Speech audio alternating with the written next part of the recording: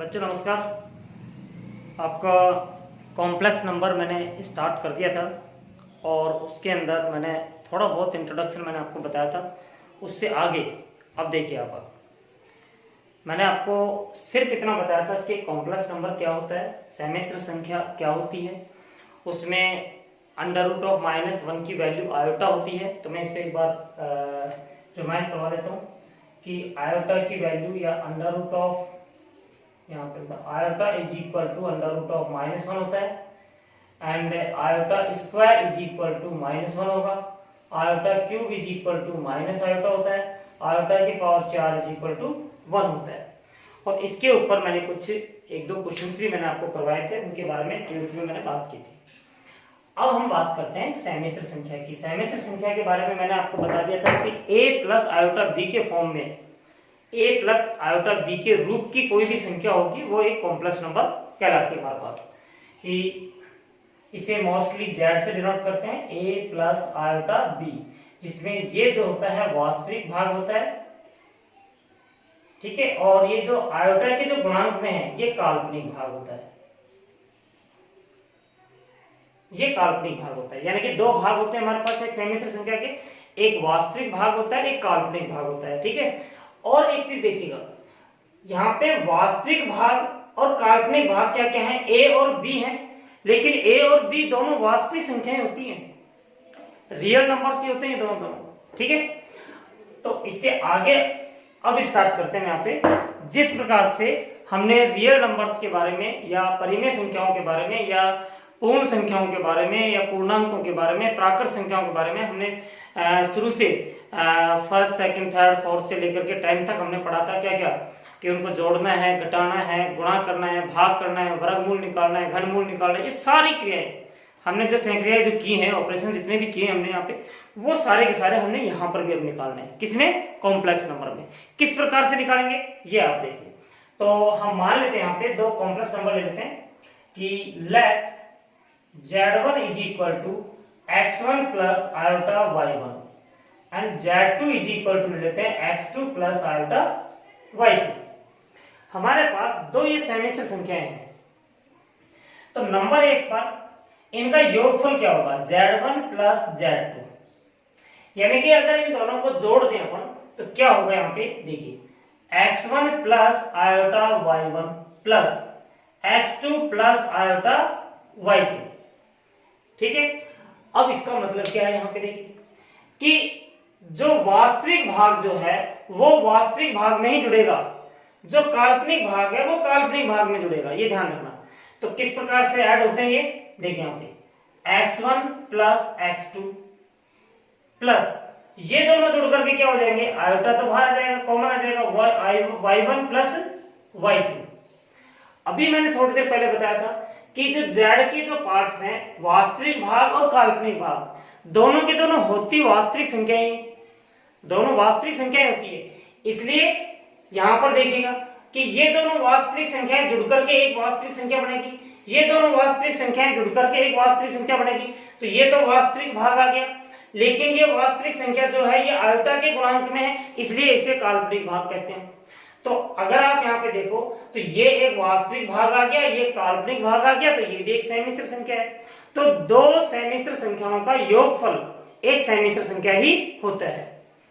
Number 2 पे देखते हैं कि Z1 minus Z2 x1 plus iota y1 minus x2 minus iota y2, यहां पर भी x1 माइनस x2 हो जाएगा प्लस आयोटा कॉमन आ जाएगा, y1 माइनस y2 हो जाएगा।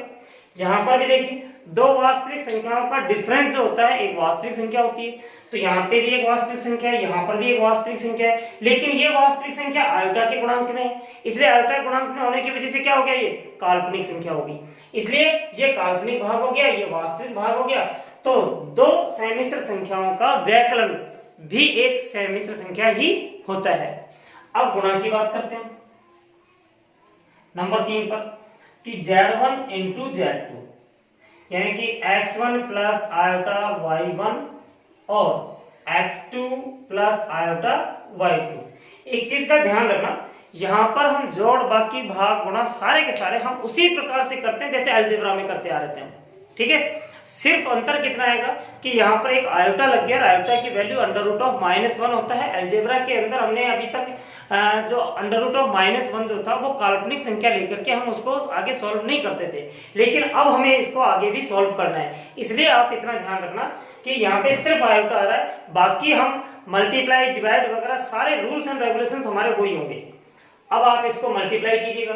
दो फैक्टर्स को मल्टीप्लाई करने का तरीका क्या है, जैसे हम पहले करते थे उसी प्रकार से कि x1 इन दोनों से मल्टीप्लाई होगा, x1 x2 प्लस x1 को इससे मल्टीप्लाई करेंगे तो आयोटा x1 y2 प्लस इससे मल्टीप्लाई करेंगे तो आ जाएगा iota x2 y1 plus iota को आयोटा से करेंगे तो आयोटा स्क्वायर हो जाएगा y1 y2।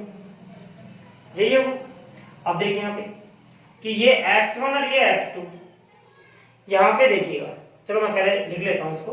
आयोटा इन दोनों में से कॉमन आ रहा है, क्या बचेगा x1 y2 और plus x2 y1 plus iota square की वैल्यू -1 होती है तो ये माइनस हो जाएगा y1 y2।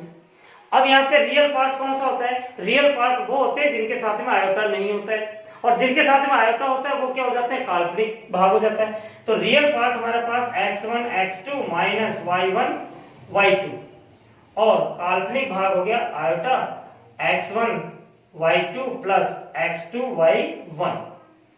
ये भी हमारे पास एक वास्तविक संख्या है, ये भी एक वास्तविक संख्या है, लेकिन ये आयोटा के साथ में, इसलिए इसको काल्पनिक भाग कहेंगे। ये इंडिपेंडेंट ऑफ आयोटा है, यानी कि आयोटा से स्वतंत्र है, इसलिए इसे हम क्या कहेंगे, वास्तविक भाग कहेंगे। तो हमारे पास यहाँ पर भी काल्पनिक भाग और वास्तविक भाग का योगफल ही आ रहा है, इसलिए Z1 Z2 भी हमारे पास क्या आएगा, एक समिश्र संख्या आएगी।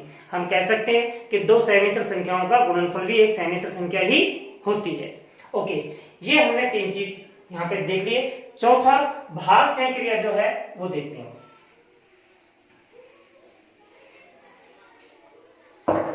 भाग संक्रिया क्या होगा, नंबर 4 पर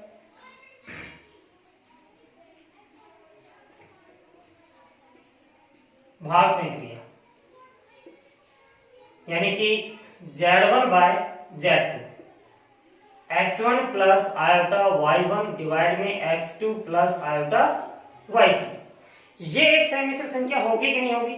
समिश्र संख्या कौन सी होती है जिसमें आयोटा आ जाता है? वैसे तो मैंने ये बताया था आपको, समिश्र संख्या सारी संख्याएं समिश्र संख्याएं हैं।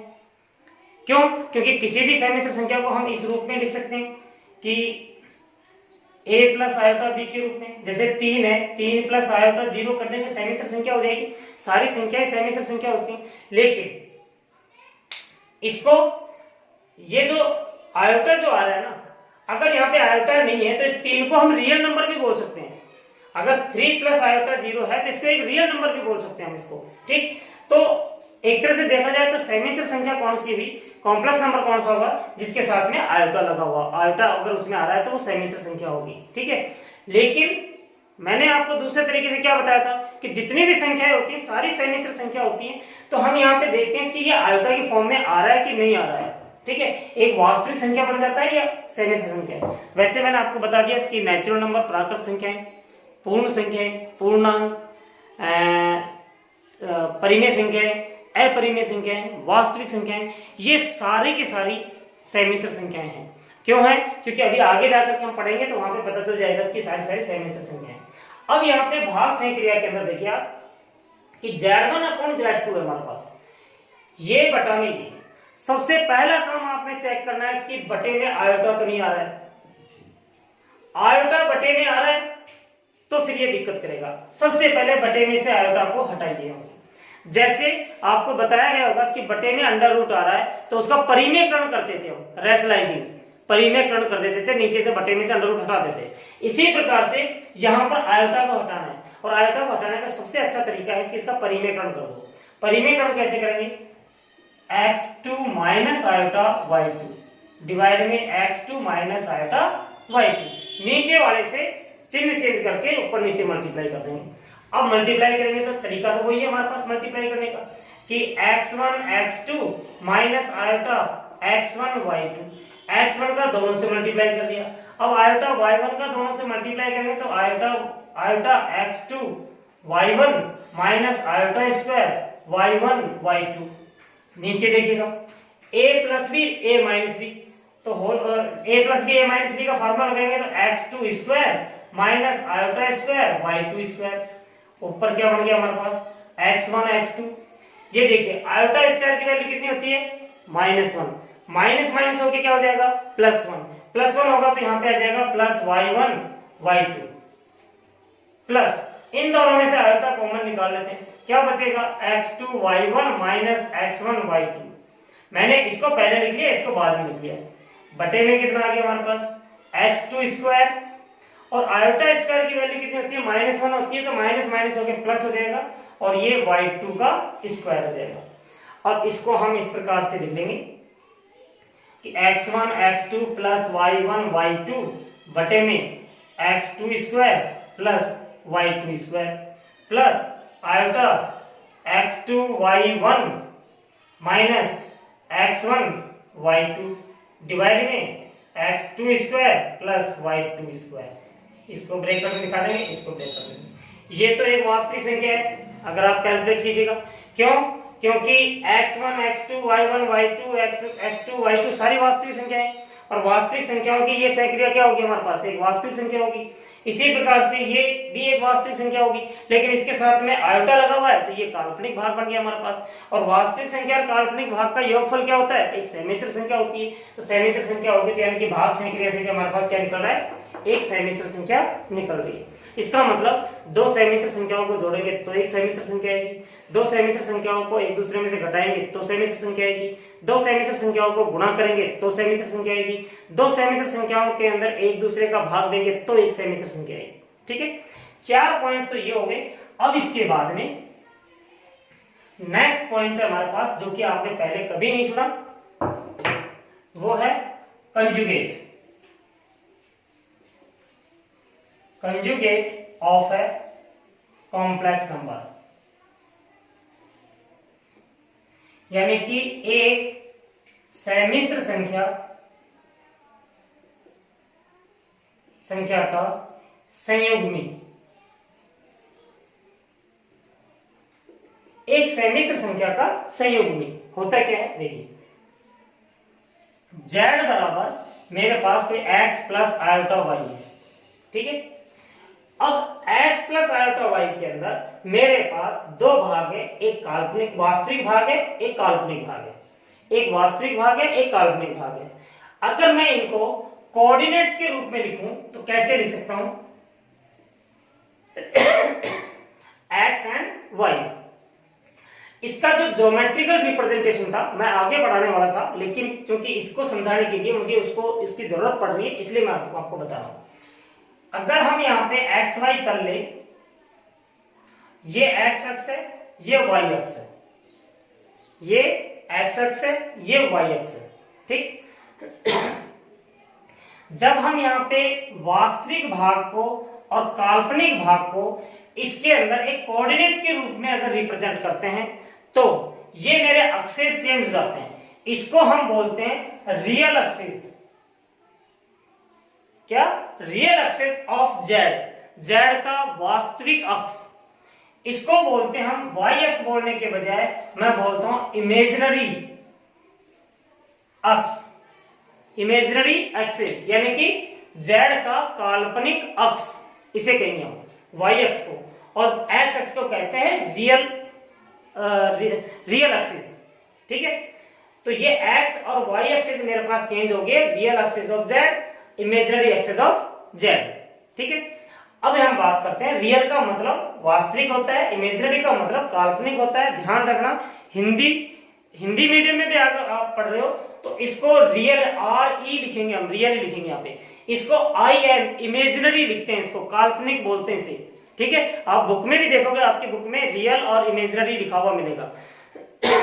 वैसे इसको रियल को हम वास्तविक अक्ष कहते हैं, इमेजिनरी को काल्पनिक अक्ष कहते हैं। ओके, अब मैं ये एक्स एंड वाई कोऑर्डिनेट्स है जो यहां पर मैं रिप्रेजेंट करूं, जैसे आपने 10th क्लास में कोऑर्डिनेट ज्योमेट्री के अंदर किया होगा। मान लीजिएगा कि ये एक्स वाई यहां पे आ गया है, कोऑर्डिनेट्स हमारे पास एक्स वाई है यहां पे, ठीक है। अब यदि मैं इस एक्स अक्ष को मिरर मान लूं, यानी कि शीशा मान लूं ऐसे, तो शीशा मानने के बाद में इसकी जो परछाई होगी, प्रतिबिंब जो होगा, इसका इमेज जो होगा वो कहां पे होगा, वो बिल्कुल इसके ऊपर परपेंडिकुलर होता हुआ जितनी दूरी पर यहां से एक्स अक्ष से ये है उतनी ही नीचे यहां पे आएगा, उतनी नीचे यहां पर आएगा। अब इस पॉइंट के कोऑर्डिनेट्स क्या होंगे, यहां से यहां तक की दूरी तो एक्स होगी, यहां से यहां तक की दूरी क्या हो जाएगी, माइनस वाई, यहां से यहां तक की दूरी क्या होगी, माइनस वाई हो जाएगी, ध्यान रखना। यानी कि एक्स अक्ष को मिरर मान करके उसका प्रतिबिंब अगर उसके अंदर देखें और जहां पर वो कोऑर्डिनेट बन रहा है उस बिंदु का, उस कोऑर्डिनेट से आप एक समिश्र संख्या बना दीजिएगा, तो क्या बन जाएगी, वो आ जाएगा मेरे पास x माइनस आयोटा वाई, क्योंकि यहां पर y कैसा हो गया, माइनस में हो गया, तो ये माइनस में आ गया हमारे पास x माइनस आयोटा वाई, ठीक है। और इसी को हम इसका संयुग्मी कहते हैं, इसी को इसका संयुग्मी कहते हैं यहाँ पे, ठीक। तो इसका मतलब इसको रिप्रेजेंट कैसे करते हैं, z के ऊपर बार लगा दीजिएगा, बराबर x प्लस आयोटा y पर बार लगा देना। इस बार लगाने का मतलब ये हो गया कि जो काल्पनिक संख्या आपके पास में जो है, काल्पनिक भाग जो है, आयोटा का गुणांक जो है, सिर्फ उसका चिन्ह चेंज करना है, x का चिन्ह तो वही आएगा जो था हमारे पास, समझ में आ गई। यहाँ पे सिर्फ y का चिन्ह चेंज हो जाएगा, माइनस हो जाएगा, और यहाँ पर ये कंजुगेट ऑफ z, इसको बोलते हैं कंजुगेट ऑफ z या conjugate of a complex number, एक समिश्र संख्या का संयुग्मी, समझ में आ गया होगा इसे। अब इसके आधार पर कुछ हमारी इसकी प्रॉपर्टीज है, तो मैं जो सिंपल वे में जो प्रॉपर्टीज है वो बता रहा हूं, जो थोड़ी सी टिपिकल है, जिनको कि हमें एक्सप्लेन करना पड़ेगा, जिनको कि हमें प्रूफ करना पड़ेगा, वो हम आगे चल करके बताएंगे कैसे। अगर हमारे पास दो समिश्र संख्या है z1 प्लस z2, दोनों पर संयुग्मी का चिन्ह लगा हुआ है, बार लगा हुआ है, तो ये हो जाएगा z1 प्लस z2, ठीक। अगर सब्ट्रैक्ट हो रखा है तो दोनों पर बार लगा हुआ है, तो z1 बार माइनस z2 बार। अगर मल्टीप्लाई हो रखे हैं ये, आप प्रूफ करके देख लेना। अगर ये डिवाइड हो रखे हैं, बार लगा हुआ है, तो ये हो जाएगा z1 बार बटा में z2 बार। और एक बहुत इंपॉर्टेंट है,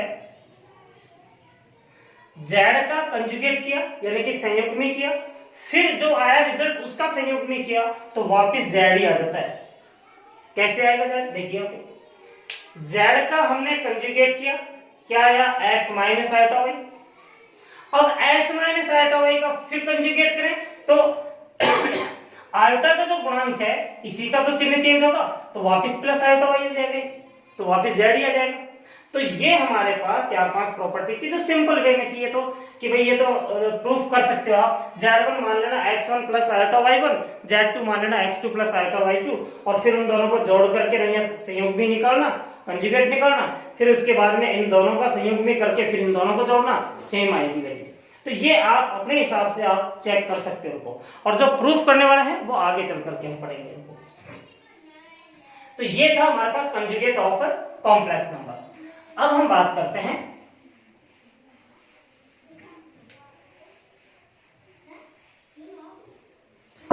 modulus of a complex number. Modulus of a complex number एक समिश्र संख्या का मापांक। हिंदी में इसको मापांक बोलते हैं, अंग्रेजी में इसको मॉडुलस बोलते हैं। z बराबर हम ले लेते हैं x प्लस आयोटा y, फिर इसको हम यहां पर कॉम्प्लेक्स प्लेन, इसको बोलते हैं समिश्र समतल। अब इसको हम सिंपल प्लेन नहीं कहेंगे, जैसे हम यहाँ पे रियल एक्सेस और इमेजिनरी एक्सेस लेना शुरू कर देंगे तो इस समतल को हम कहते हैं कॉम्प्लेक्स प्लेन या समिश्र समतल, या इसका एक और नाम है आर्गेंट प्लेन। आर्गेंट प्लेन होता है इसका नाम दूसरा, ठीक है। वही मेरे पास कोऑर्डिनेट क्या है यहाँ पे एक्स वाई है, एक्स वाई को रिप्रेजेंट किया मैंने यहाँ पर, ये एक्स और ये वाई। अब देखेंगे अगर यहां से परपेंडिकुलर डालूंगा यहाँ पे लंब, यहां से यहां तक की दूरी कितनी होगी x, यहां से यहां तक की दूरी कितनी होगी y। अब यदि इस बिंदु को मैं मूल बिंदु से मिला दूं, ये मूल बिंदु से मैंने इसको मिला दिया, तो यहां पर देखोगे आप एक समकोण त्रिभुज बन जाता है हमारे पास। कैसा? समकोण त्रिभुज। समकोण त्रिभुज होगा तो कर्ण का मान कितना होगा? आधार का स्क्वायर प्लस लंब का स्क्वायर का वर्गमूल, under root of x square plus Y square. तो यहां पर जो मापांक से मतलब है, ये मापांक हमारे पास उस बिंदु को, जिस बिंदु को ये कॉम्प्लेक्स नंबर रिप्रेजेंट कर रहा है, ये सम्मिश्र संख्या प्रदर्शित कर रहा है जिस बिंदु को, उस बिंदु से मूल बिंदु की दूरी को हम क्या कहते हैं? मापांक कहते हैं। तो यानी कि इसको mod of z is equal to mod of x plus iota y। तो यहां पर जो आएगा हमारे पास वो आ जाएगा under root of x square plus Y square. समझ में आ गई बात है कि ये जो मूल बिंदु से उस बिंदु की जो दूरी होगी ना, उस दूरी को हम क्या कहते हैं? यहाँ पे मापांक कहते हैं, मॉडुलस कहते हैं उसे, मोड बोलते हैं वैसे इसको, पूरा नाम इसका मॉडुलस है, हिंदी में मापांक कहते हैं। और एक नाम इसका एक और है, निरपेक्ष मान, इसको हम निरपेक्ष मान के नाम से भी जानते हैं। इसकी भी कुछ प्रॉपर्टीज है हमारे पास, और वो प्रॉपर्टीज क्या है हमारे पास? देखिए, या इन प्रॉपर्टीज को मैं बाद में डिक्लेयर करूं क्योंकि वो सारे प्रूफ करने पड़ेंगे मेरे को, ठीक है? क्योंकि वो वैसे समझ में नहीं आएंगे, उनको प्रूफ करना पड़ेगा तब जाके होगा। तो अभी तक हमने इनके अंदर क्या क्या सीख लिया? हमने दो सम्मिश्र संख्याओं का योगफल, दो सम्मिश्र संख्याओं का सबट्रैक्शन यानी कि व्यकलन, दो सम्मिश्र संख्याओं का गुणनफल, दो सम्मिश्र संख्याओं का भागफल, ठीक है? और इसके साथ में एक मॉडुलस, कंजुगेट यानी कि संयुग्मी, और एक मापांक, ये मापांक आ गया। अब इसके बाद में इन दोनों की प्रॉपर्टीज बची हुई है, ये करना हमने, साथ में हम वर्गमूल करेंगे और साथ में हम घनमूल करेंगे। तो वर्गमूल के लिए मैं यहां पर आपको सिर्फ उसका फार्मूला मैं एक्सप्लेन कर रहा हूं, उसकी किस प्रकार से करेंगे क्वेश्चंस हम नेक्स्ट वीडियो में करेंगे। देखिए, अगर हमारे पास कोई भी एक a प्लस आयोटा b है, कोई सम्मिश्र संख्या है, इसका यदि मुझे वर्गमूल निकालना हो, ये ध्यान रखना, ये वर्गमूल आपके सिलेबस में नहीं दिया हुआ है, क्योंकि आपके बुक में नहीं दे रखा, सिलेबस में तो है, ये बुक में नहीं दे रखा है। सिलेबस में इसलिए है क्योंकि IIT वगैरह के अंदर इसके क्वेश्चंस पूछे जाते हैं, इसलिए मैं वर्गमूल बता रहा हूँ यहाँ पे, घनमूल भी बताऊंगा। तो क्योंकि उस लेवल पे पढ़ाई करनी है हमें कि हमारी बुक तो कंप्लीट हो जाए, लेकिन इसके साथ में बाकी के जो हैं वो भी पॉइंट हमारे क्लियर हो जाए, ठीक है? थोड़ा अंधेरा हो रखा होगा, मैं खिड़की खोल देता हूँ। अब देखिए, इसका वर्गमूल हमें अगर निकालना हो तो इज इक्वल टू, मैं मान लेता हूं इसका वर्गमूल x प्लस आयोटा y है, मैंने मान लिया, क्योंकि एक वर्गमूल होगा, इसका वर्गमूल करेंगे तो एक कॉम्प्लेक्स नंबर ही आएगा, सम्मिश्र संख्या का वर्गमूल सम्मिश्र संख्या ही होता है। मैंने मान लिया इसका वर्गमूल क्या है? x प्लस आयोटा y है। अब देखिए, आप दोनों तरफ वर्ग करके x और y का मान निकाल लें तो वर्गमूल निकल जाएगा हमारे पास, x और y की जगह रख देंगे, तो इसका दोनों तरफ आप वर्ग कर दीजिए। वर्ग करेंगे तो क्या आएगा? a plus iota b is equal to, इसका वर्ग कितना होगा हमारे पास? a प्लस बी का whole square, X square plus B का स्क्वायर प्लस आयोटा 2xy, यही तो आएगा, a square plus B square plus 2ab। तो यहां से आ गया हमारे पास a plus iota b is equal to X square minus Y square plus iota 2xy, ठीक है? यानी कि हमें करना क्या है कि इसका वर्गमूल निकालने के लिए मैंने मान लिया इसका वर्गमूल क्या है? x प्लस आयोटा y है। दोनों तरफ अब क्या करना हमने कि x और y का मान निकालना, हमने दोनों तरफ हम वर्क कर देंगे, वर्क किया तो अंडर रूट हट गया, यहाँ पे होल स्क्वायर हो जाएगा और मेरे पास आ गया एक्स स्क्वायर, आयोटा स्क्वायर की वैल्यू -1 होती है, Y square plus iota 2xy। अब क्या करना है, देखिए ये समिश्र संख्या जो है इस समिश्र संख्या के बराबर है। तो बराबर तो तभी हो सकती है जब वास्तविक भाग के बराबर होगा और काल्पनिक भाग के बराबर होगा। तो एक काम करते हैं, यहाँ पे a की वैल्यू कितनी हो जाएगी, X square minus Y square बराबर a, समीकरण 1 मान लेना। और आयोटा का जो गुणांक है ये काल्पनिक भाग है हमारे पास 2xy, यहाँ पे काल्पनिक भाग क्या था b, ये b हो गया, ये समीकरण आ गई। तो इन दोनों समीकरणों को हल करके हम किसका मान निकालेंगे, x और y का। लेकिन एक चीज देखिएगा, इन दोनों से सॉल्व करने से हमारे पास थोड़ी सी दिक्कत आएगी सॉल्व करने में, ठीक है। तो इसको मैं एक दूसरे तरीके से सॉल्व करता हूं। देखिए X square plus Y square का होल स्क्वायर कितना होगा, वो होगा x की पावर 4 y की power 4 plus 2x square plus Y square. और इस x square plus Y square को मैं ऐसे लिख लेता हूं, x की पावर 4 y की पावर 4 को x square minus Y square का होल स्क्वायर। अब देखिए क्या चेंजेस आ गया मेरे पास यहाँ पे, इसका अगर होल स्क्वायर खोलता हूं तो क्या आएगा, x की पावर 4 प्लस y की पावर 4 और माइनस में 2x स्क्वायर वाई स्क्वायर भी आएगा। तो मैं एक काम करता हूं, प्लस में 2x स्क्वायर वाई स्क्वायर कर देता हूं यहाँ पे। अगर इसका होल स्क्वायर खोलोगे क्या आएगा, x, मैं खोल के बता देता हूं फिर मिटा दूंगा, x की पावर 4 प्लस y की power 4 minus 2x square y square plus का 2x square y square plus 2x square y square. देखिए ये जो तीन टर्म्स आई है, ये तो इसका होल स्क्वायर खोलने से ही ये यहाँ पे था और ये यहाँ पे आएंगे। अब इससे ये कैंसिल हो जाएगा, बचेगा क्या, x की पावर 4 y की power 4 and plus 2x square y square. ये प्लस नहीं है यहाँ पे, x square y square 2x square y square, ये बच रहा है मेरे पास। तो इसका मतलब हो गया कि मैं इसको मिटा देता हूं और इसको मैं ऐसे करके लिख लेता हूं कि x square minus Y square plus 4x square y square.